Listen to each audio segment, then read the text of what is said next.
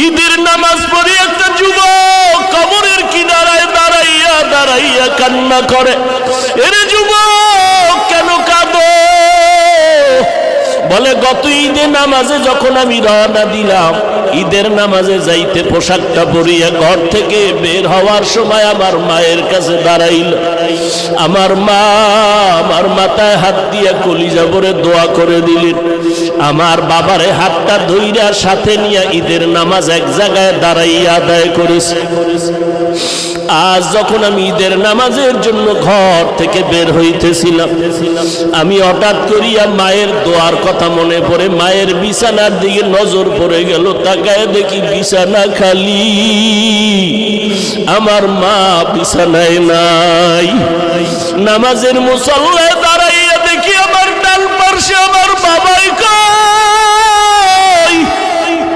আমার বাবাই তো আমার পাশে আজকে দাঁড়াইল না। কই আমি আজ এতিমের মতো হয়ে গেলাম। কে আমার একটু মাথায় হাত দিয়ে দোয়া দিবে রে যুবক? ও যুবকেরা, ওই মা বাবার দোয়া ছাড়া তুমি পরীক্ষায় ভালো নাম্বার পাও নাই। ওই মা বাবার চোখের পানি আর দোয়া ছাড়া আমি হাফিজুর রহমান চেয়ারে বসতে পারি নাই। ওই মা বাবার চোখের পানি আর দোয়া ছাড়া তুমি মাওলানা মুক্তি হইতে পারো নাই রে যুবক।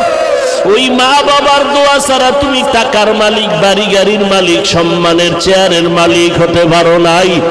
ওই মায়ের কথা মনে যদি থাকে যুবক, ওই মায়ের কথা বলিয়া কে কাঁদাইছো?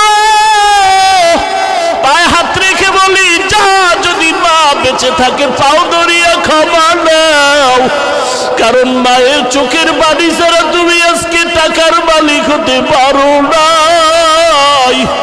ওই মাকে ধমক দিয়া কত চোখের পানি ফালাইছো রে সন্তান। ওই মা তোরে যদি দোয়া না করে তোর জন্য জাহান্নাম হারাম হয়ে যাবে। ওই বাবারে ভুলিয়া কেমনে আরামে ঘুমাও? ওই মাকে ভুলিয়া কেমনে আরামে ঘুমাও? ও যুবক, এত নিষ্ঠুর কেন হইলি? চোখেও কি একটু পানি আসবে না রে বাবা? ওই মাকে হারাইয়া বাবারে হারাইয়া কেমনে ঘুমাও?